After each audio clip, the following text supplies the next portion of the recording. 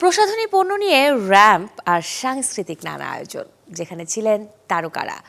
জমকালো এমন আয়োজনে দেশে আনুষ্ঠানিক যাত্রা শুরু করলো বিশ্বখ্যাত এক প্রসাধনী প্রতিষ্ঠান দ্য পিওরেস্ট সলিউশন, যে আয়োজনের চমক ছিলেন চিত্রনায়িকা পূর্ণিমা।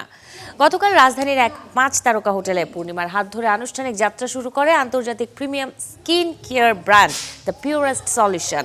ত্বকের স্বাস্থ্য সুরক্ষায় দীর্ঘদিন ধরে কাজ করা এই প্রতিষ্ঠানটি দেশে এবারে 20টির অধিক পণ্য নিয়ে ট্রেড ইন্টারন্যাশনালের মাধ্যমে শুরু করেছে যাত্রা, যেখানে উপস্থিত ছিলেন জনপ্রিয় অভিনেত্রী দিলারা হানিফ পূর্ণিমা, ফ্যাশন ব্লগার ও ব্র্যান্ড প্রমোটার বুশরা কবির, উপস্থাপক ও অভিনেত্রী মৌসুমী মৌ সহ দেশি বিদেশি অতিথি, ব্যবসায়ী, চিকিৎসক, কন্টেন্ট ক্রিয়েটর, বিউটি ইন্ডাস্ট্রির প্রতিনিধিরা। অনুষ্ঠানে ছিল ভিন্ন ধর্মীর র্যাম্প, নাচ ও গানের পরিবেশনা। আয়োজনে পূর্ণিমা জানান, অভিনয় জগতে যেমন বাছাই করা কাজ দিয়ে তিনি চিনিয়েছেন নিজেকে, তেমনি কোনো পণ্যের প্রচারেও কাজ করেন সতর্কতার সাথেই।